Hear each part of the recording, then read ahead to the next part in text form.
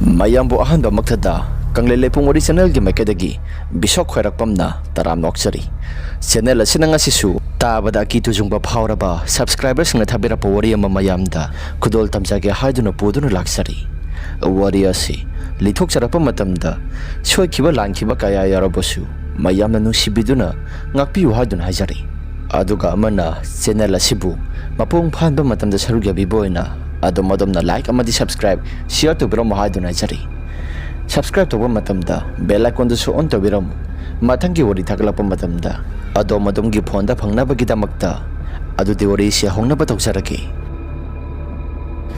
thaudo se akhuna sahi kumanga kuntaruk surakpa matamda sengba thokiba wari ama kapni ngasi dekina saurakpa sahi tara muki matamgi wari ama kapni matam adu dai khusi kumharau da soki matik jamna pamba haibado irami kumahara osi sitha badai khusi isasi inu nungai ta bahai badoi rami aduna kumahara siara poigera anak poigera sitha dana bai khusi asuki matik jamna wana hotna bahai badoi rami matam dugi oina su ima ga baba ga nai khusi koi mali lang mali haidana suki matik jamna ngang lammi adubu college lo silaba matungda thabai ingkhang su yengna koi ba sedum chatpanina baba gi ma ga na dingang ba se khradi hantharami atopa laikai gi imana ba khara dingang ba se khara de dumak yaw ba sani yum hanarak pa matam kumai rauk salaga yum halak pa matam da makhoi gi imung singda ngang na ba mayam singado ai khoi khusu loina tamnai nong monum ama thabal chalu ra ba matung da laikai gi imana ba amana sumnai rai bai baba ga ima ga na sukmai rauk si satli hadana sukimatik yam na ngangi ai di kumai rauk si matam khara di le pasira haduna wakhal da dikhalli imana badugi wafam aduda aina mo bai kumai harau le pai basi ya ho matang matamna yadraga budi lepa budi kasu kaidida aduda kanana khangba aikhoi kumai harau si asuki matik yamna pamna sulak panina aikhoi si hoji ki oina di matam kuina sangna kumai harau si adum yengduna sulai no mata susi thaba tawrakti si thaba numitna aikhoi si sasi tumbage ya yadi hoi adu budi summi aduda matang matamna yadragadi khusu lepadi adum yadi yabani hoi madugi su tanja soidana lakani bai adu yarisi sidagidi kumai harau si yamna toina chalagumsi ima hoi baba oina soi khusi ngang sungang mali yamna asi haina ragai khusi kaikeno khara wari watai sanaduna yumda lakhibani masigi matung matam khara di khusi kumai harau lepaduda baba na su kaikeno khara yamna harauna sunai rakhi isa si anda marakti kumai rau si khra sapale peda nate handa marak si buna sage nungai trabo as baba adugi wa nate da matam khra de khusu kumai rau si khra thadok si aidana lepa bani oho gyan tarai do yamna phai phare asi hairaga baba gai ga si wari watai khra sane masigi marak asi dai su interview khra yawdana khotana exam khra thadok thajin tawki interview du su khalak para khalakta adum tawduna laiki asumna nong monumit amai khoisi isai yang basa si haidana wa law narakle imana ba amma kaksinda isai lai kaksinda yang basa si haidana laika gi imana ba Alex kauba mana hairaki madudai na sumna haiki ai di sasi kanom itok tawiko handam barak ase sasi hainindi imana ba Alex na erai bo nong phadok khak haibabu aikhoina kumai harok selectrisi onthokna yam khreda phanadi koirakle laika gi khara isei budi dum chasaba topa khulgi oina kumai harok sapasi khradi koirakle aduna nong phadok khak hairak pani aikhoisi amutang di sasidana Alex ki wafam asidaina sumna aiki hoi bai sasi ado sapatara basu khrangan halaksiko isei ro thabalo sakadori base isei ne isei ka ti adum nungai kadaba male phare dudi sathorasi asi hairaga isi noma phadok koi basatpani haidana baba da isi salugi haidan hairami baba ge ma gana sulama se khara lapi aduna pangtheng halakanu haidana baba ge ma gana hairaklami baba ge ma ga giwa phamadu da ina mo osumna khumi ma hoi khara ngana halakna bodi adum honagi ado tambangam de manaba singse kuina sathu uradraga tangna phangba chatpanina adum sasi haidana hainarai adu iragana Namanabasingdo nangna yanaba kekeno khara sinba langba tawraga khara nganna halaknaba tawno. Hoi baba. Asi hairaga aikoisi imanabasing aduga satnaba tawrai. Sakadoribase aikoi ahumni. Imanaba Alex ne. Aduga imanaba Premsan ne. Aikoi ahumni. Imanaba Premsan na. Raju. Nang babaga imaga na keke hairaki. Khara nganna halo hai. Chathokta na satpanina. Babaga imaga na su yabudi yari. Aduda khara nganna halo budi adum hairai. Yare si. Ahalaman sing na yabu yaradi. Moidi adu ngaktane hairaktusi. Aduda khoina khara thengna hanjalaga loire. Asi hairaga aikoi ahum asi imanaba Alex ki kari duda aikoi ahum laami. Asum tawdana kaksing asi yaure. Ngaihaktangi matungda aikoisi isai di horamdri. Isai asi haudi haudri.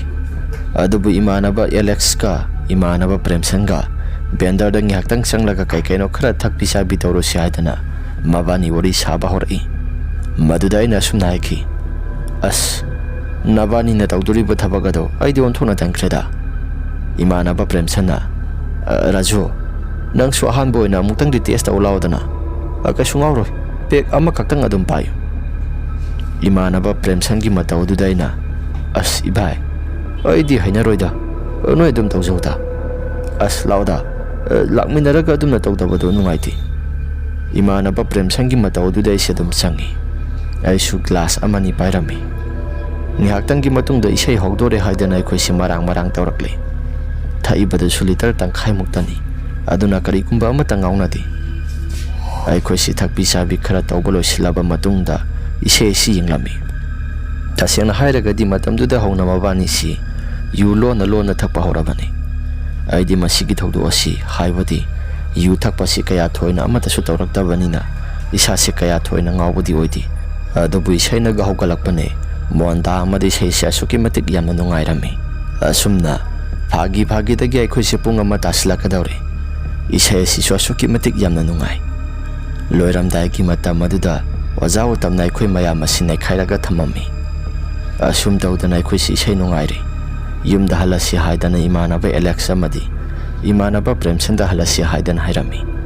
Mabani su halasi haidana aingonda salasi haidana hairaki. Tasena maki hairabada mabani si salamdai ki matam asida muktanga thaki si haidana makoisu bendar manungda sangsilaga yu asi thakpa horakli. Aidi thakdri.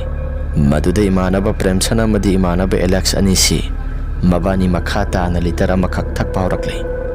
Kuina panthaduna wathi warem tawdana ngangdana thakpi sabidi tawdri. Yumda khara thuna halasi haidana prabada maklabani. Asumna gari asi aina thawraklo haidana imanaba Premsan hairaki. Aduga imanaba Alex na gari ki suasi piraktuna aikoisi yumda hannaba marang tawba horkli. Asum tawdana yum maikai paangna gari asi thawrakli. Numidangi matam oibaga gari sisu khara kana thawbada khara di adumak ingi. Imanaba Premsan na bhai nang ingbra? Yani kaisu thoina ingbadi oideda. Bhai aikoina thawriba lambi asi aikoina yumda hanba lambido sibu sumlibro. Tasena hairabada aikoina thawriba lambi asi lambi si lamangnarabani. Aina ngasai makhadi sumna thorakpra haiduna wakhalda su khalli.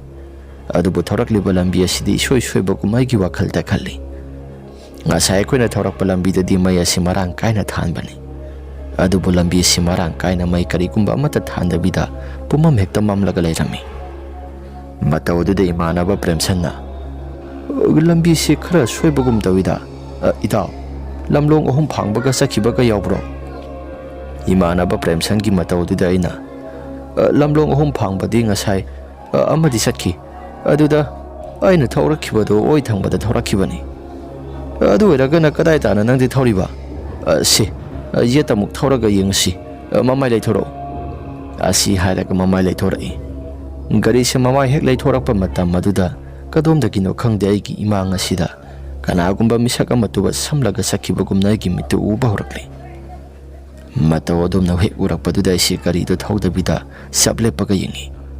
Imanaba Premsan di karigumba amatu uhawdraba mali. Imanaba Premsan na gari thawro hairaga karino ase sasa thawro.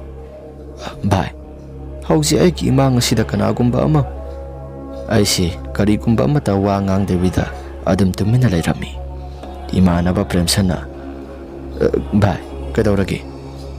ꯚꯥꯏ ꯍꯧꯖꯤꯛ ꯑꯩꯒꯤ ꯏꯃꯥꯡ ꯑꯁꯤꯗ ꯀꯅꯥꯒꯨꯝꯕ ꯃꯤꯁꯛ ꯑꯃ ꯒꯥꯔꯤꯒꯤ ꯃꯃꯥꯡ ꯑꯁꯤꯗ ꯑꯁꯤ ꯍꯥꯏꯔꯒ ꯑꯩꯁꯤ ꯋꯥ ꯃꯈꯥ ꯑꯃꯠꯇ ꯇꯥꯔꯝꯗꯦ꯫ ꯏꯃꯥꯟꯅꯕ ꯑꯦꯂꯦꯛꯁꯁꯨ ꯌꯨ ꯑꯁꯤ ꯉꯥꯎꯅ ꯉꯥꯎꯅ ꯊꯧꯔꯣ ꯍꯥꯏꯔꯛꯈꯤ꯫ ꯑꯩꯁꯨ ꯒꯥꯔꯤꯁꯤ ꯇꯞꯅ ꯇꯞꯅ ꯊꯧꯕ ꯍꯧꯏ꯫ ꯏꯃꯥꯟꯅꯕ ꯄ꯭ꯔꯦꯝꯁꯟꯅ ꯃꯅꯤꯡ ꯊꯪꯕ ꯁꯔꯨꯛꯇ ꯇꯣꯡꯕꯅꯤ, ꯑꯗꯨꯒ ꯏꯃꯥꯟꯅꯕ ꯑꯦꯂꯦꯛꯁꯅ ꯃꯌꯥꯏꯗ ꯇꯣꯡꯕꯅꯤ꯫ ꯏꯃꯥꯟꯅꯕ ꯄ꯭ꯔꯦꯝꯁꯟꯅ ꯏꯇꯥꯎ ꯀꯩꯀꯩ ꯎꯔꯛꯀꯦ? ꯈꯪꯗꯦ, ꯃꯤ ꯃꯥꯟꯕ ꯑꯃ ꯑꯩꯒꯤ ꯒꯥꯔꯤꯒꯤ ꯑꯩꯅ ꯊꯧꯔꯤꯕ ꯒꯥꯔꯤ ꯑꯦꯂꯦꯛꯁꯀꯤ ꯒꯥꯔꯤꯁꯤ ꯁꯤꯒꯤ ꯃꯃꯥꯡ ꯑꯁꯤꯗ ꯇꯨꯕ ꯁꯝꯂꯒ ꯆꯠꯈꯤꯕꯒꯨꯝ ꯑꯩꯒꯤ ꯏꯁꯥꯁꯤꯗ ꯎꯔꯛꯄ꯫ ꯋꯥꯈꯜꯅ ꯁꯥꯒꯠꯄ ꯑꯣꯏꯔꯝꯕ ꯌꯥꯏꯗ, ꯌꯨꯝ ꯌꯧꯅꯕ ꯑꯗꯨꯝ ꯊꯧꯔꯁꯤ꯫ ꯋꯥꯈꯜꯅ ꯑꯣꯏꯔꯤꯕ꯭ꯔꯥ ꯚꯥꯏ? ꯀꯔꯤꯅ ꯑꯣꯏꯔꯤꯕꯅꯣ? ꯑꯩꯁꯤ ꯚꯥꯞ ꯑꯃ ꯏꯇꯥ ꯇꯥꯗ꯭ꯔꯦ꯫ ꯑꯁꯤ ꯍꯥꯏꯔꯒ ꯑꯩꯁꯤ ꯒꯥꯔꯤꯁꯤ ꯑꯗꯨꯝ ꯂꯦꯞꯇꯅ ꯊꯧꯕ ꯍꯧꯔꯛꯂꯤ꯫ ꯉꯁꯥꯏ ꯑꯩꯅ ꯂꯝꯂꯣꯡ 3 ꯐꯪꯈꯤꯕ ꯃꯗꯨꯒꯤ ꯃꯐꯝ ꯖꯒꯥꯗꯣ ꯑꯃꯨꯛ ꯂꯥꯟꯊꯣꯛꯇꯨꯅ ꯊꯧꯔꯛꯂꯤ꯫ ꯌꯦꯠ ꯊꯪꯕ ꯅꯥꯀꯜ ꯑꯗꯣꯝꯗ ꯑꯃꯨꯛ ꯂꯥꯟꯊꯣꯔꯛꯄꯅꯤ꯫ ꯍꯟꯗꯛꯃꯨꯛꯇꯤ ꯃꯩ ꯑꯁꯤ ꯃꯔꯥꯡ ꯀꯥꯏꯅ ꯊꯥꯜꯂꯛꯏ꯫ ꯑꯩꯁꯨ ꯏꯁꯥꯁꯤ ꯋꯥꯈꯜ ꯏꯁꯣꯏ ꯁꯣꯏꯅ ꯒꯥꯔꯤꯁꯤ ꯀꯔꯤꯒꯨꯝꯕ ꯃꯑꯣꯡ ꯑꯃꯗ ꯊꯧꯔꯨꯔꯕꯖꯥꯠꯅꯤ꯫ ꯉꯁꯥꯏ ꯃꯈꯩ ꯃꯩꯅ ꯏꯉꯥꯟ ꯉꯥꯟꯅ ꯊꯥꯜꯂꯤꯕ ꯂꯝꯕꯤ ꯑꯁꯤꯗ ꯊꯧꯔꯛꯀꯦ ꯍꯥꯏꯗ꯭ꯔꯒ ꯀꯗꯣꯝ ꯊꯪꯕ ꯆꯠꯄ ꯂꯝꯕꯤꯗꯅꯣ ꯑꯩꯁꯨ ꯒ꯭ꯌꯥꯟ ꯃꯦꯟꯒ ꯑꯃꯠꯇ ꯇꯥꯗꯦ꯫ ꯑꯁꯨꯝ ꯇꯧꯗꯅ ꯑꯩꯁꯤ ꯒꯥꯔꯤ ꯑꯗꯨ ꯑꯗꯨꯝ ꯊꯧꯗꯨꯅ ꯂꯥꯛꯂꯕ ꯃꯇꯝ ꯑꯗꯨꯗ ꯒꯥꯔꯤꯁꯤ ꯌꯥꯗꯕꯒꯤ ꯃꯇꯧꯒꯨꯝꯅ ꯈꯥꯝꯒꯦ ꯍꯥꯏꯗꯅ ꯒꯥꯔꯤ ꯑꯁꯤ ꯁ꯭ꯇꯥꯔꯠ ꯈꯔ ꯃꯨꯠꯄ ꯍꯧꯔꯛꯂꯝꯃꯤ꯫ ꯃꯗꯨꯗ ꯑꯩꯅ ꯒꯥꯔꯤꯁꯤ ꯊꯥꯎ ꯌꯥꯎꯗ꯭ꯔꯕꯔꯥ? ꯅꯠꯇꯦ, ꯉꯁꯥꯏ ꯊꯥꯎꯁꯤ ꯐꯨꯜꯗꯒ ꯍꯜꯂꯛꯇ꯭ꯔꯕꯖꯥꯠꯂꯣ? ꯏꯃꯥꯟꯅꯕ ꯄ꯭ꯔꯦꯝꯁꯟꯅ ꯈꯪꯗꯦ, ꯒꯥꯔꯤ ꯃꯄꯨꯁꯤꯒꯤ ꯁꯛꯇꯥꯅꯤ꯫ ꯒꯥꯔꯤ ꯄꯣꯔꯛꯏꯕꯅꯦꯅ ꯄꯣꯔꯛꯏꯕꯁꯤ ꯊꯥꯎꯒ ꯑꯃꯠꯇ ꯌꯥꯎꯗꯕꯤ ꯄꯣꯔꯛꯏꯕ꯭ꯔꯥ? ꯅꯠꯇ꯭ꯔꯒ ꯉꯁꯥꯏ ꯊꯥꯎꯒ ꯑꯃꯠꯇ ꯍꯜꯂꯛꯇ꯭ꯔꯕꯖꯥꯠꯂꯣ? ꯏꯃꯥꯟꯅꯕ ꯄ꯭ꯔꯦꯝꯁꯟꯗꯤ ꯀꯔꯤꯒꯨꯝꯕ ꯑꯃꯠꯇꯁꯨ ꯃꯍꯥꯛꯇꯤ ꯑꯃꯠꯇ ꯈꯪꯕꯖꯥꯠ ꯅꯠꯇꯦ꯫ ꯏꯃꯥꯟꯅꯕ ꯑꯦꯂꯦꯛꯁꯇ ꯍꯪꯉꯤ ꯑꯩꯅ, ꯚꯥꯏ ꯅꯪ ꯒꯥꯔꯤꯁꯤ ꯉꯁꯥꯏ ꯊꯥꯎ ꯍꯜꯂꯛꯇꯕ꯭ꯔꯣ? ꯏꯃꯥꯟꯅꯕ ꯄ꯭ꯔꯦꯝꯁꯟꯅ ꯈꯪꯗꯦ, ꯃꯁꯤ ꯍꯜꯂꯛꯏꯕ ꯖꯥꯠꯂꯣ? ꯚꯥꯏ ꯅꯪꯕꯨ ꯊꯥꯎ ꯍꯜꯂꯛꯄ꯭ꯔꯣ? ꯏꯃꯥꯟꯅꯕ ꯄ꯭ꯔꯦꯝꯁꯟ ꯑꯃꯨꯛ ꯍꯪꯉꯤ꯫ ꯏꯃꯥꯟꯅꯕ ꯑꯦꯂꯦꯛꯁꯅ ꯊꯥꯎ ꯑꯗꯨ ꯗꯨꯀꯥꯟꯁꯨ ꯊꯣꯡ ꯑꯃꯠꯇ ꯍꯥꯡꯂꯝꯗꯕꯗꯨꯗ ꯀꯔꯤꯒꯨꯝꯕ ꯑꯃꯠꯇ ꯍꯜꯂꯛꯇ꯭ꯔꯤ꯫ ꯑꯣꯏꯜ ꯄꯝꯗ ꯊꯣꯡ ꯍꯥꯡꯅꯕ꯭ꯔꯥ ꯍꯥꯏꯗꯅ ꯌꯦꯡꯕꯗꯁꯨ ꯀꯔꯤꯒꯨꯝꯕ ꯑꯃꯠꯇ ꯍꯥꯡꯍꯧꯗꯦ꯫ ꯑꯗꯨꯅ ꯊꯥꯎ ꯑꯁꯤ ꯌꯥꯒꯗ꯭ꯔꯥ ꯍꯥꯏꯗꯨꯅ ꯑꯩꯁꯤ ꯅꯤꯡꯁꯤꯡ ꯃꯥꯡꯖꯤꯡꯅꯔꯒ ꯑꯗꯨꯝ ꯊꯧꯔꯛꯄꯗꯨꯅ ꯊꯥꯎ ꯑꯁꯤ ꯍꯜꯂꯛꯇ꯭ꯔꯕꯅꯤ ꯍꯥꯏꯗꯅ ꯏꯃꯥꯟꯅꯕ ꯑꯦꯂꯦꯛꯁꯅ ꯍꯥꯏꯔꯛꯂꯝꯃꯤ꯫ ꯃꯇꯧ ꯑꯁꯤꯗ ꯑꯩꯈꯣꯏ ꯑꯅꯤꯅ ꯀꯔꯤ ꯃꯇꯧꯅꯣꯗ? ꯑꯁꯨꯛ ꯌꯥꯝꯅ ꯂꯥꯞꯅ ꯂꯝ ꯑꯁꯤ ꯂꯥꯛꯑꯒ ꯊꯥꯎ ꯍꯜꯂꯛꯇꯦ ꯍꯥꯏꯔꯤꯕꯁꯤꯕꯨ ꯏꯇꯥꯎ ꯍꯧꯖꯤꯛꯇꯤ ꯊꯦꯡꯂꯕꯅꯤꯅ ꯊꯥꯎ ꯑꯁꯤ ꯁꯨꯍꯟꯐꯝ ꯑꯃꯠꯇ ꯂꯩꯔꯣꯏꯗ꯭ꯔꯤ꯫ ꯀꯃꯥꯏꯅ ꯇꯧꯁꯤ ꯍꯥꯏꯕꯅꯣ? ꯊꯥꯎꯁꯤ ꯂꯣꯏꯅ ꯄꯨꯡꯀꯪ ꯀꯪꯕ ꯇꯥꯔꯦ꯫ ꯏꯇꯥꯎ ꯒꯥꯔꯤꯁꯤ ꯏꯜꯂꯒ ꯑꯗꯨꯝ ꯆꯠꯂꯁꯤꯔꯥ? ꯑꯁꯤ ꯍꯥꯏꯔꯒ ꯏꯃꯥꯟꯅꯕ ꯑꯦꯂꯦꯛꯁꯅ ꯍꯥꯏꯔꯛꯈꯤ꯫ ꯃꯗꯨꯗ ꯑꯩꯅ ꯒꯥꯔꯤꯁꯤ ꯏꯜꯂꯒ ꯆꯠꯄ꯭ꯔꯥ ꯅꯠꯇ꯭ꯔꯒꯅ ꯒꯥꯔꯤꯅ ꯑꯩꯈꯣꯏ ꯏꯜꯂꯒ ꯆꯠꯄ꯭ꯔꯥ ꯑꯃꯗꯤ ꯁꯨꯡꯁꯣꯏ ꯁꯣꯏꯗꯅ ꯇꯧꯔꯅꯤ꯫ ꯏꯕꯣ ꯅꯪꯁꯤꯗꯤ ꯊꯛꯑꯁꯨ ꯉꯥꯎꯏ ꯊꯛꯇ꯭ꯔꯁꯨ ꯉꯥꯎꯏꯗ꯫ ꯑꯁꯤ ꯍꯥꯏꯔꯒ ꯑꯩꯈꯣꯏꯁꯤ ꯃꯈꯥꯗ ꯀꯨꯝꯊꯔꯦ꯫ ꯏꯃꯥꯟꯅꯕ ꯑꯦꯂꯦꯛꯁꯇꯤ ꯃꯁꯥꯁꯤ ꯃꯨꯔꯨꯝ ꯁꯣꯜꯂꯒ ꯏꯁꯩ ꯉꯔꯪ ꯉꯪꯂꯒ ꯑꯗꯨꯃꯛ ꯆꯠꯂꯤ ꯃꯣꯟꯗꯥ ꯑꯃꯗ꯫ ꯏꯃꯥꯟꯅꯕ ꯄ꯭ꯔꯦꯝꯁꯟꯅ ꯒꯥꯔꯤꯁꯦ ꯊꯥꯎ ꯌꯥꯎꯗ꯭ꯔꯦ ꯍꯥꯏꯗꯅ ꯑꯩꯈꯣꯏꯗ ꯃꯊꯥ ꯁꯥꯔꯤ, ꯑꯗꯨꯒ ꯃꯥꯅ ꯏꯁꯩꯁꯤ ꯉꯪꯂꯒ ꯑꯗꯨꯃꯛ ꯆꯠꯂꯤ꯫ ꯏꯕꯣ ꯅꯪ ꯑꯃ, ꯑꯩꯗꯤ ꯌꯨꯁꯦ ꯈꯔ ꯊꯛꯑꯒ ꯑꯗꯨꯝ ꯂꯩꯕ꯭ꯔꯥ ꯈꯜꯂꯒ ꯅꯪꯗꯤ ꯌꯨ ꯑꯁꯤ ꯑꯗꯨꯛꯀꯤ ꯃꯇꯤꯛꯏꯗꯤꯛ ꯆꯨꯔꯝꯃꯦꯗꯅ꯫ ꯑꯁꯤ ꯍꯥꯏꯔꯒ ꯒꯥꯔꯤ ꯑꯁꯤ ꯏꯜꯂꯒ ꯂꯥꯛꯂꯤ꯫ ꯑꯗꯨꯕꯨ ꯏꯃꯥꯟꯅꯕ ꯑꯦꯂꯦꯛꯁꯇꯤ ꯒꯥꯔꯤꯗꯨ ꯏꯜꯍꯟꯗ꯭ꯔꯦ꯫ ꯑꯩꯈꯣꯏꯅ ꯃꯁꯥꯗ ꯆꯠꯄ ꯐꯥꯎꯕꯗ ꯃꯨꯔꯇꯤ ꯆꯨꯝꯅ ꯆꯠꯇ꯭ꯔꯕꯗꯨꯗ ꯑꯁꯤ ꯍꯥꯏꯅ ꯑꯩꯈꯣꯏꯁꯤ ꯒꯥꯔꯤꯁꯤ ꯑꯗꯨꯃꯛ ꯏꯜꯂꯒ ꯂꯥꯛꯄ ꯇꯥꯟꯖꯥꯗꯨꯗ ꯃꯃꯥꯡ ꯊꯪꯕ ꯁꯔꯨꯛ ꯑꯁꯤꯗ ꯃꯤ ꯈꯔ ꯆꯠꯄꯒꯨꯝ ꯑꯩꯈꯣꯏꯁꯤ ꯎꯔꯛꯏ꯫ ꯃꯗꯨꯗ ꯑꯩꯅ ꯏꯃꯥꯟꯅꯕ ꯄ꯭ꯔꯦꯝꯁꯟꯗ ꯏꯇꯥꯎ ꯑꯥꯗ ꯆꯠꯂꯤꯁꯤ ꯃꯤ ꯅꯠꯇ꯭ꯔꯥ? ꯏꯃꯥꯟꯅꯕ ꯄ꯭ꯔꯦꯝꯁꯟꯁꯨ ꯎꯔꯕ ꯃꯥꯜꯂꯤ꯫ ꯃꯗꯨꯗ ꯏꯃꯥꯟꯅꯕ ꯄ꯭ꯔꯦꯝꯁꯟꯅ ꯃꯥꯅꯤ ꯏꯇꯥꯎ, ꯍꯥꯏꯐꯦꯠꯇꯪ ꯀꯧꯔꯒ ꯌꯦꯡꯁꯤ ꯍꯥꯏꯕ꯭ꯔꯣ? ꯏꯃꯥꯟꯅꯕ ꯄ꯭ꯔꯦꯝꯁꯟꯒꯤ ꯋꯥꯍꯩꯗꯨꯗ ꯑꯩꯅ ꯀꯧꯔꯒ ꯌꯦꯡꯁꯤ, ꯃꯣꯏꯒ ꯉꯥꯏꯍꯥꯛꯇꯪ ꯑꯣꯏꯔꯕꯁꯨ ꯆꯠꯃꯤꯟꯅꯔꯒ ꯊꯥꯎ ꯍꯟꯐꯝꯁꯤ ꯑꯊꯦꯡꯕ ꯐꯥꯎ ꯊꯣꯡ ꯍꯥꯡꯕ ꯗꯨꯀꯥꯟ ꯂꯩꯔꯝꯕ ꯌꯥꯏꯗꯅ, ꯑꯗꯨꯗ ꯑꯣꯏꯅ ꯍꯦꯛꯇ ꯍꯥꯜꯂꯁꯤꯔꯥ? ꯑꯁꯨꯝꯅ ꯍꯥꯏꯅꯔꯒ ꯏꯃꯥꯟꯅꯕ ꯄ꯭ꯔꯦꯝꯁꯟ ꯏꯕꯥꯅꯤꯁꯤ ꯂꯥꯛꯄꯅꯤ꯫ ꯑꯗꯨꯕꯨ ꯃꯥꯡꯗ ꯆꯠꯂꯤꯕ ꯃꯤꯑꯣꯏꯁꯤꯡ, ꯋꯥꯔꯤ ꯋꯥꯇꯥꯏ ꯁꯥꯟꯅꯗꯨꯅ ꯆꯠꯂꯤꯕ ꯃꯤꯑꯣꯏꯁꯤꯡ ꯑꯗꯣ ꯐꯤꯠ 5ꯃꯨꯛꯀꯤ ꯆꯥꯡꯗꯤ ꯅꯛꯁꯤꯟꯅꯕ ꯃꯇꯝꯗ ꯃꯈꯣꯏꯁꯤ ꯑꯗꯨꯝ ꯋꯥꯔꯤ ꯋꯥꯇꯥꯏ ꯁꯥꯟꯅꯗꯨꯅ ꯑꯗꯨꯃꯛ ꯆꯠꯄꯅꯤ꯫ ꯑꯗꯨꯕꯨ ꯈꯤꯇꯪ ꯍꯦꯛ ꯅꯛꯁꯤꯜꯂꯨꯕ ꯃꯇꯝ ꯑꯗꯨꯗ ꯀꯗꯥꯏ ꯇꯥꯅ ꯆꯠꯈ꯭ꯔꯕꯅꯣ ꯈꯪꯗꯦ, ꯂꯣꯏꯅ ꯍꯦꯛꯇ ꯃꯥꯡꯈꯤꯔꯝꯃꯤ꯫ ꯃꯇꯧ ꯑꯗꯨꯗ ꯑꯩꯁꯦ ꯀꯗꯥꯏ ꯇꯥꯅ ꯆꯠꯈ꯭ꯔꯕꯅꯣ ꯍꯥꯏꯗꯅ ꯂꯩꯗꯅ ꯌꯦꯡꯉꯤ, ꯑꯗꯨꯕꯨ ꯑꯃꯠꯇ ꯎꯕ ꯐꯪꯗꯦ꯫ ꯏꯃꯥꯟꯅꯕ ꯄ꯭ꯔꯦꯝꯁꯟꯁꯨ ꯃꯇꯧ ꯑꯗꯨꯗ ꯏꯉꯛ ꯉꯛꯂꯤ꯫ ꯏꯃꯥꯟꯅꯕ ꯄ꯭ꯔꯦꯝꯁꯟ ꯑꯁꯨꯝꯅ ꯍꯥꯏꯔꯛꯈꯤ, ꯏꯇꯥꯎ ꯍꯧꯖꯤꯛꯀꯤꯗꯣ ꯀꯗꯥꯏ ꯇꯥꯅ ꯆꯠꯈ꯭ꯔꯕ? ꯑꯩꯁꯨ ꯈꯪꯗꯦ ꯍꯥꯏꯗꯨꯅ ꯄ꯭ꯔꯦꯝꯁꯟꯗ ꯍꯥꯏꯔꯝꯃꯤ꯫ ꯃꯗꯨꯗ ꯏꯃꯥꯟꯅꯕ ꯑꯦꯂꯦꯛꯁꯅ ꯑꯁ ꯀꯗꯥꯏꯗꯒꯤ ꯃꯤꯅꯣ ꯀꯔꯤꯒꯨꯝꯕ ꯑꯃꯠꯇ ꯂꯥꯛꯁꯨ ꯂꯥꯛꯇꯅ ꯅꯈꯣꯏꯁꯤꯗꯤꯕ ꯊꯛꯄꯅ ꯑꯩꯅ ꯊꯛꯏ ꯉꯥꯎꯕꯅ ꯅꯈꯣꯏꯅ ꯉꯥꯎꯏ꯫ ꯍꯩ ꯍꯧꯖꯤꯛ ꯉꯥꯏꯍꯥꯛꯇꯪꯒꯤ ꯃꯃꯥꯡꯗ ꯁꯤꯗꯩꯁꯤꯗ ꯀꯅꯥꯒꯨꯝꯕ ꯈꯔ ꯆꯠꯂꯝꯕꯅꯤ ꯑꯃꯠꯇ ꯂꯩꯔꯝꯗ꯭ꯔꯤꯕꯁꯤꯅꯤ꯫ ꯄ꯭ꯔꯦꯝꯁꯟꯒꯤ ꯃꯇꯧꯗꯨꯗ ꯑꯦꯂꯦꯛꯁꯅ ꯑꯃꯨꯛ ꯍꯥꯏꯔꯛꯏ ꯑꯁ ꯂꯥꯎꯁꯤ ꯀꯅꯥꯒꯨꯝꯕ ꯑꯃꯠꯇ ꯆꯠꯇꯦ ꯅꯣꯏꯅ ꯏꯟꯕ ꯇꯜꯂꯒꯅ ꯒꯥꯔꯤꯁꯤ ꯑꯩ ꯑꯃꯨꯛ ꯏꯜꯂꯣ ꯍꯥꯏꯕ꯭ꯔꯣ? ꯏꯃꯥꯟꯅꯕ ꯑꯦꯂꯦꯛꯁꯇꯨ ꯏꯜꯂꯒꯦ ꯍꯥꯏꯗꯅ ꯒꯥꯔꯤꯗꯣ ꯇꯥꯞ ꯂꯥꯎꯅ ꯄꯥꯏꯔꯒ ꯍꯦꯛꯇ ꯏꯟꯕ ꯍꯧꯔꯛꯏ꯫ ꯃꯗꯨꯗ ꯑꯩꯅ ꯍꯥꯏ ꯅꯪ ꯌꯨꯅꯒ ꯌꯨ ꯉꯥꯎꯕꯅꯦ ꯌꯥꯔꯦ ꯑꯩꯈꯣꯏ ꯏꯜꯂꯛꯑꯒꯦ ꯅꯪ ꯑꯗꯨꯝ ꯆꯠꯐꯝ ꯊꯣꯛꯄ ꯑꯗꯨꯝ ꯆꯠꯂꯣꯕ꯫ ꯑꯦꯂꯦꯛꯁꯅ ꯏꯇꯥꯎ ꯑꯩ ꯉꯥꯎꯕ ꯈꯔ ꯍꯜꯂꯦꯗ ꯌꯥꯅꯤꯁꯦ ꯑꯩ ꯑꯗꯨꯝ ꯏꯟꯒꯦ꯫ ꯑꯁꯤ ꯍꯥꯏꯔꯒ ꯑꯩꯈꯣꯏ ꯑꯍꯨꯝ ꯑꯁꯤ ꯑꯗꯨꯝ ꯇꯨꯃꯤꯟꯅ ꯑꯗꯨꯝ ꯂꯥꯛꯑꯝꯃꯤ꯫ ꯉꯥꯏꯍꯥꯛꯇꯪ ꯂꯩꯔꯕ ꯃꯇꯨꯡꯗ ꯏꯃꯥꯟꯅꯕ ꯄ꯭ꯔꯦꯝꯁꯟꯅ ꯑꯁꯨꯝꯅ ꯍꯥꯏꯔꯛꯈꯤ ꯏꯇꯥꯎ ꯁꯤꯕꯨ ꯇꯁꯦꯡꯅ ꯌꯨ ꯉꯥꯎꯕꯒ ꯍꯜꯂꯕ ꯖꯥꯠꯂꯣ? ꯑꯁꯤ ꯍꯥꯏꯅꯗꯨꯅ ꯂꯥꯛꯏ꯫ ꯉꯥꯏꯍꯥꯛꯇꯪ ꯂꯩꯔꯕ ꯃꯇꯨꯡꯗ ꯏꯃꯥꯟꯅꯕ ꯑꯦꯂꯦꯛꯁꯤ ꯃꯁꯥ ꯃꯊꯟꯇ ꯒꯥꯔꯤꯁꯦ ꯈꯥꯝꯃꯤ꯫ ꯑꯗꯨꯒ ꯃꯃꯥꯡꯗ ꯂꯩꯕ ꯃꯤꯁꯛ ꯑꯃꯒ ꯍꯥꯏꯗꯤ ꯃꯍꯥꯛꯀꯤ ꯍꯦꯛ ꯃꯃꯥꯡꯗ ꯆꯠꯄ ꯃꯤꯁꯛ ꯑꯃꯒ ꯋꯥꯔꯤ ꯋꯥꯇꯥꯏ ꯁꯥꯟꯅꯕꯒꯨꯝꯅ ꯃꯈꯣꯜ ꯈꯔ ꯊꯣꯛꯅ ꯁꯥꯔꯛꯂꯤ꯫ ꯑꯦꯂꯦꯛꯁꯅ ꯃꯁꯥ ꯃꯊꯟꯇ ꯃꯨꯔꯨꯝ ꯃꯨꯔꯨꯝ ꯁꯣꯜꯂꯒ ꯀꯗꯥꯏ ꯇꯥꯅ ꯆꯠꯀꯗꯕꯅꯣ ꯑꯩꯈꯣꯏ ꯑꯍꯨꯝ ꯈꯛꯇꯅꯤ ꯂꯝꯕꯤꯁꯤ ꯑꯩꯈꯣꯏ ꯃꯔꯤ ꯄꯨꯂꯞ ꯆꯠꯃꯤꯟꯅꯈ꯭ꯔꯁꯤ ꯍꯥꯏꯗꯅ ꯃꯁꯥ ꯃꯊꯟꯇ ꯃꯨꯔꯨꯝ ꯃꯨꯔꯨꯝ ꯁꯣꯜꯂꯒ ꯁꯥꯟꯅꯔꯛꯏ꯫ ꯃꯇꯧꯗꯨꯗ ꯏꯃꯥꯟꯅꯕ ꯄ꯭ꯔꯦꯝꯁꯟ ꯏꯕꯥꯅꯤꯁꯤ ꯃꯤꯠ ꯑꯁꯤ ꯍꯥꯏꯐꯦꯠ ꯌꯦꯡꯅꯩ꯫ ꯑꯗꯨꯒ ꯏꯃꯥꯟꯅꯕ ꯄ꯭ꯔꯦꯝꯁꯟꯅ ꯑꯩꯉꯣꯟꯗ ꯈꯨꯅꯤꯡꯅ ꯀꯛ ꯀꯛ ꯊꯤꯜꯂꯒ ꯑꯁꯨꯝꯅ ꯍꯥꯏꯔꯛꯏ ꯚꯥꯏ ꯁꯤꯕꯨ ꯇꯁꯦꯡꯅ ꯀꯩꯅꯣ ꯃꯥꯅ ꯇꯧꯔꯤꯁꯤ? ꯅꯠꯇꯦ ꯌꯨ ꯉꯥꯎꯕꯗꯒꯤ ꯍꯦꯟꯗꯣꯛꯇꯅ ꯇꯁꯦꯡꯅ ꯉꯥꯎꯔꯕ ꯖꯥꯠꯂꯣ? ꯚꯥꯏ ꯑꯩꯁꯨ ꯈꯪꯗꯦ ꯍꯥꯏꯐꯦꯠꯇꯪ ꯍꯪꯁꯤꯔꯥ? ꯑꯁꯤ ꯍꯥꯏꯔꯒ ꯄ꯭ꯔꯦꯝꯁꯟ ꯏꯕꯥꯅꯤ ꯑꯦꯂꯦꯛꯁꯀꯤ ꯃꯅꯥꯛ ꯇꯝꯅ ꯂꯥꯛꯏ꯫ ꯑꯗꯨꯒ ꯑꯦꯂꯦꯛꯁꯇ ꯏꯇꯥꯎ ꯀꯩꯗꯧꯔꯒꯦ ꯅꯪꯕꯣ? ꯅꯠꯇꯦ ꯅꯊꯟꯇ ꯃꯨꯔꯨꯝ ꯃꯨꯔꯨꯝ ꯁꯣꯜꯂꯤꯗꯣ ꯀꯩꯅꯣ? ꯏꯇꯥꯎ ꯇꯨ ꯑꯁꯥꯏꯗ ꯅꯨꯄꯤ ꯑꯃꯈꯛ ꯃꯊꯟꯇ ꯆꯠꯂꯤꯁꯤ ꯅꯣꯏ ꯎꯗꯕ꯭ꯔꯣ? ꯀꯥꯏꯗ? ꯑꯁꯤ ꯍꯥꯏꯗꯅ ꯍꯪꯉꯤ꯫ ꯑꯦꯂꯦꯛꯁ ꯃꯃꯥꯡ ꯊꯪꯕ ꯁꯔꯨꯛ ꯑꯁꯤꯗ ꯅꯨꯄꯤ ꯑꯃ ꯃꯊꯟꯇ ꯑꯗꯨꯃꯛ ꯆꯠꯂꯤ꯫ ꯉꯧꯔꯣꯛ ꯉꯧꯕ ꯐꯤꯔꯣꯜ ꯁꯦꯠꯂꯒ ꯆꯠꯂꯤꯕꯁꯤ ꯅꯕꯥꯅꯤ ꯎꯗꯕ꯭ꯔꯥ ꯍꯥꯏꯗꯨꯅ ꯍꯥꯏꯔꯛꯈꯤ꯫ ꯃꯗꯨꯗ ꯄ꯭ꯔꯦꯝꯁꯟ ꯏꯕꯥꯅꯤꯅ ꯀꯗꯥꯏꯗꯅꯣꯗ ꯎꯁꯨ ꯎꯗꯅ? ꯄ꯭ꯔꯦꯝꯁꯟ ꯅꯪꯕꯨ ꯎꯕ꯭ꯔꯣ? ꯀꯥꯏꯗꯒꯤꯅꯣꯗ ꯏꯇꯥꯎ ꯑꯩꯁꯨ ꯑꯃꯠꯇ ꯎꯗꯦ꯫ ꯃꯥꯅ ꯍꯥꯏꯔꯤꯁꯤꯕꯨ ꯀꯔꯤꯅꯣ? ꯇꯁꯦꯡꯅ ꯁꯥꯟꯅꯔꯤꯕ꯭ꯔꯣ? ꯑꯦꯂꯦꯛꯁ ꯁꯦ ꯀꯗꯥꯏꯗ ꯆꯠꯂꯤꯕ ꯅꯨꯄꯤꯅꯣ? ꯑꯩꯈꯣꯏꯗꯤ ꯑꯃꯠꯇꯁꯨ ꯎꯁꯨ ꯎꯗꯅ꯫ ꯑꯁ ꯌꯥꯔꯦ ꯕꯥ ꯅꯣꯏꯁꯤꯗꯤ ꯑꯥꯗ ꯆꯠꯂꯤꯁꯤ ꯎꯗꯕ꯭ꯔꯣ? ꯅꯣꯏ ꯂꯥꯛꯄꯗꯨꯗ ꯏꯀꯥꯏꯔꯦ ꯍꯥꯏꯗꯅꯈꯔ ꯀꯥꯈꯠꯈ꯭ꯔꯦ꯫ ꯃꯥꯒꯤ ꯃꯇꯧ ꯑꯁꯤꯗ ꯑꯩꯈꯣꯏꯁꯤ ꯏꯉꯛ ꯉꯛꯂꯤ꯫ ꯏꯇꯥꯎ ꯑꯗꯨꯝ ꯇꯨꯃꯤꯟꯅ ꯆꯠꯂꯁꯤ ꯃꯈꯥ ꯇꯥꯅ ꯀꯩꯗꯧꯔꯛꯀꯦ ꯍꯥꯏꯕꯗꯨ ꯑꯗꯨꯝ ꯌꯦꯡꯁꯤ꯫ ꯉꯥꯏꯍꯥꯛꯇꯪꯒꯤ ꯃꯇꯨꯡꯗ ꯑꯦꯂꯦꯛꯁ ꯅꯨꯄꯤ ꯑꯗꯨ ꯀꯗꯥꯏ ꯇꯥꯅ ꯆꯠꯈ꯭ꯔꯒꯦ ꯍꯥꯏꯗꯅ ꯃꯃꯤꯠ ꯑꯁꯤꯅ ꯂꯩꯗꯅ ꯌꯦꯡꯉꯛꯏ꯫ ꯑꯗꯨꯕꯨ ꯀꯔꯤꯒꯨꯝꯕ ꯑꯃꯠꯇ ꯃꯈꯥ ꯇꯥꯅ ꯎꯈꯤꯗ꯭ꯔꯕ ꯃꯥꯜꯂꯤ꯫ ꯑꯦꯂꯦꯛꯁꯅ ꯍꯧꯖꯤꯛ ꯉꯥꯏꯍꯥꯛꯇꯪꯒꯤ ꯃꯃꯥꯡꯗ ꯃꯃꯥꯡ ꯑꯁꯤꯗ ꯆꯠꯂꯝꯕ ꯅꯨꯄꯤ ꯑꯗꯨ ꯀꯗꯥꯏ ꯇꯥꯅ ꯆꯠꯈ꯭ꯔꯕꯅꯣ? ꯑꯁ ꯑꯣꯟꯊꯣꯛꯅ ꯊꯨꯅ ꯍꯦꯛ ꯃꯥꯡꯈꯤꯗ꯫ ꯀꯗꯥꯏ ꯇꯥꯅ ꯆꯠꯈ꯭ꯔꯕꯅꯣ? ꯁ꯭ꯋꯥꯏꯁꯤ ꯌꯨꯝꯁꯨ ꯑꯃꯠꯇ ꯇꯥꯕ ꯎꯗꯦ꯫ ꯂꯧꯕꯨꯛ ꯑꯁꯤꯗꯒ ꯀꯨꯝꯊꯔꯒ ꯆꯠꯈ꯭ꯔꯕ ꯖꯥꯠꯂꯥ? ꯏꯃꯥꯟꯅꯕ ꯑꯦꯂꯦꯛꯁꯤꯗ ꯑꯩꯅ ꯏꯇꯥꯎ ꯁꯤ ꯂꯧꯕꯨꯛꯇ ꯀꯨꯝꯂꯒ ꯆꯠꯂꯝꯕꯁꯨ ꯌꯥꯅ ꯂꯩ ꯑꯗꯨꯝ ꯆꯠꯂꯁꯤ꯫ ꯑꯁꯤ ꯍꯥꯏꯔꯒ ꯄ꯭ꯔꯦꯝꯁꯟ ꯏꯕꯥꯅꯤꯅ ꯄꯨꯗꯨꯅ ꯂꯥꯛꯂꯤ꯫ ꯉꯥꯏꯍꯥꯛꯇꯪꯒꯤ ꯂꯩꯔꯕ ꯃꯇꯨꯡꯗ ꯑꯦꯂꯦꯛꯁꯅ ꯁꯨꯝ ꯍꯥꯏꯔꯛꯈꯤ ꯏꯇꯥꯎ ꯃꯐꯝꯁꯦ ꯀꯔꯤꯒꯨꯝꯕ ꯈꯔ ꯇꯧꯕ꯭ꯔꯥ? ꯏꯃꯥꯟꯅꯕ ꯑꯦꯂꯦꯛꯁꯀꯤ ꯋꯥꯐꯝ ꯑꯁꯤꯗ ꯑꯩꯅ ꯏꯇꯥꯎ ꯈꯪꯗꯦꯗ ꯑꯩꯁꯨ ꯃꯐꯝ ꯑꯁꯤ ꯑꯇꯩ ꯀꯩꯗꯧꯒꯦ ꯍꯥꯏꯕ ꯑꯩꯈꯣই ꯈꯪꯗꯦ꯫ ꯑꯩꯅ ꯍꯧꯖꯤꯛ ꯉꯥꯏꯍꯥꯛꯇꯪꯒꯤ ꯃꯃꯥꯡꯗ ꯎꯔꯝꯕ ꯅꯨꯄꯤꯗꯣ ꯇꯁꯦꯡꯅ ꯃꯗꯨꯕꯨ ꯃꯤ ꯑꯣꯏꯔꯤꯒꯕ?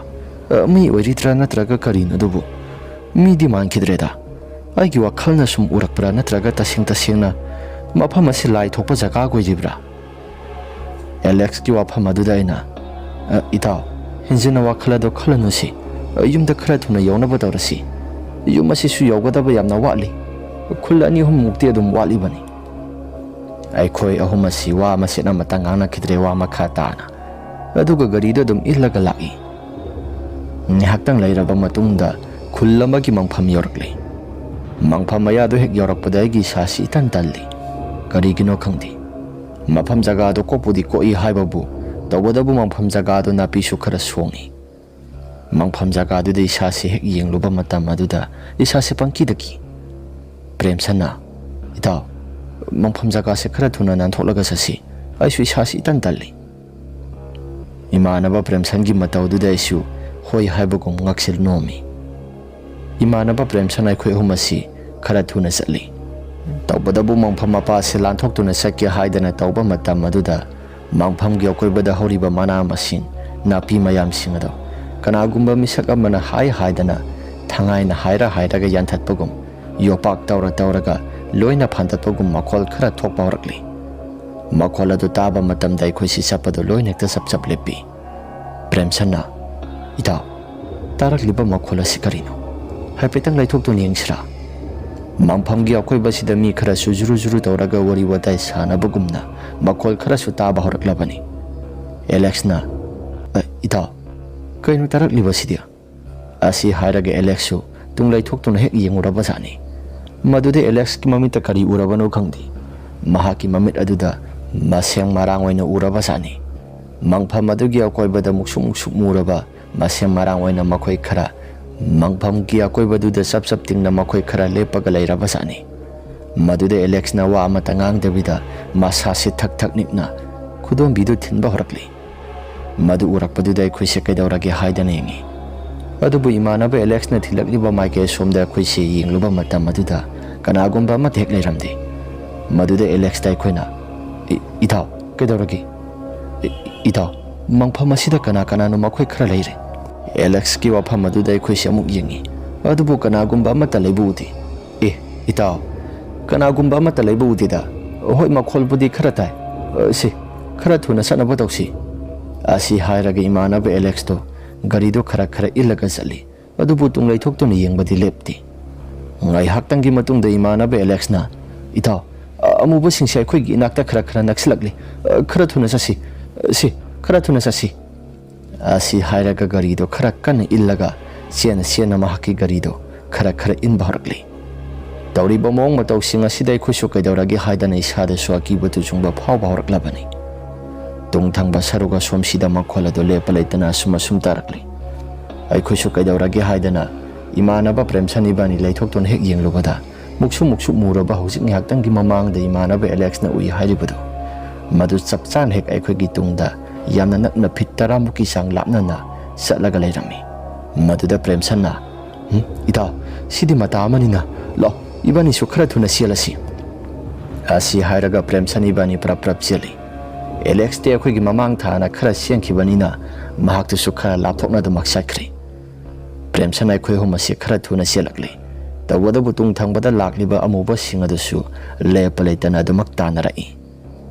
Imanaba Alex to gari du illa ka lakpanina masada wari haidana tawrami. Asum tawdana aikhoi si gari do khara illa ka lakpa tanjani. Aikhoi na gari illa ka lakliba jaga si lamhang oina ka tawbaga mafam jaga se kaigumba ma itaw tawba mali haidana aikhoi humasi murum sonduna dumak lakpani. Itaw to adagi sigi law matega si lanthoaga ada yum khara taribasi sida gari se hekta insilasi aduga kaino khara sigi taribu yum mayam asigi maraga sida sinsilasi. Asi haidana aina hairami maduda Premsana su yarami. Mafam jaga du yaunaba aikhoi su gari du illaga yamna wana lakli. Mafam adugi thongala aduda gari do istenga mata haitharamdre. Gari do dum tuhalamri. Aduga prap thongala aduda prap sangsilaba matungda wasing adu loina satokli. Aduga yum aduda kana laige haidana aikhoi hanglami. Yum adugi miyoi sing adu su pakna tholakte. Adubu aikhoi gi tungda tanarakpa amuba sing adudi konthong adugi wangbada chap tingna leplaga adum tumina leibagum tawi. Aikhoi su masem marang oina ubani amamba marak aduda. Ngai haktang leiraba matungda yumgi miyoi sing adusu makhoi ani hum tholakle. Yumgi ahalamaga naha amaga aduga miyai oiraba nupa miyai salaba nupa amaga makhoi hum tholai. Aikhoi su asengba wari sing adu loina tamli. Maduda yumgi ahalaman singduna sum nairakhi. Isa sa nakhoi gi gari di kai thanami. Khura thongala sida thanamle. Gari kaksi loina tu hore. Aikhoi sui thawai da bu hinglabadi haidana prap sanglakpani. Lao mafam ado wari khara su leibani. Asi hairaga yumda aikhoi si kauksilli. Ngai haktang leiraba matungda aikhoi si makhoina kaino khara wari watai sarai. Nakhoi di kadai waidagino. Aikhoi su mafam sing ado haidokli. Onthona lapna lakreda.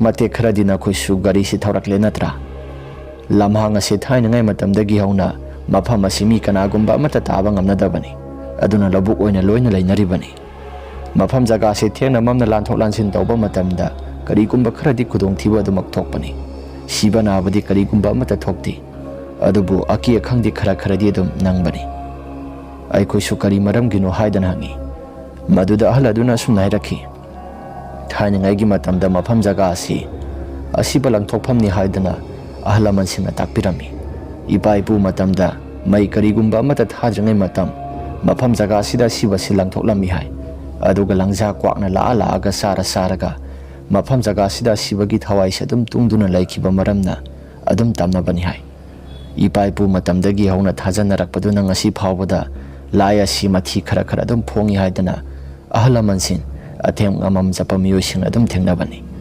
ngasi dina khoigi numi surabani yarisi mama angang sing ase khujulai kham khara okthokpiu makhoi ngasai thengnakiba mayam sing ado masa sing asidagi ngakthoknabagi damakta amukta tawbiusi asi hairaga khujulai kham tawraga mai okthokle ngaihakhtang lairaba matungda akhoi sinungai na potharo haidana pham tharaga tumle nongalaba matungda akhoi si khura duna akhoi chalage haidana khura da akhoi si hairami khura na gari thau hanaba paisa khara pukho haidana liter tangkhai amagi paisa pirakle akhoi sumanak na padukan dagi thau halaba matungda yumda halakle yumda hanba matamda ngarang thokiba wari singada loina tamle baba ge ma ga hana ngang ge haidana tawrambani adubu tholiba thokdok singaduna maram oiraga ka hena mata he ngangdri basigi matungdagi akhoi si thengna mamna gari chapa matamda thau asi hana sek tawraga do makchatle madugi matungda kari kuma khudong thiba mata hek thokidri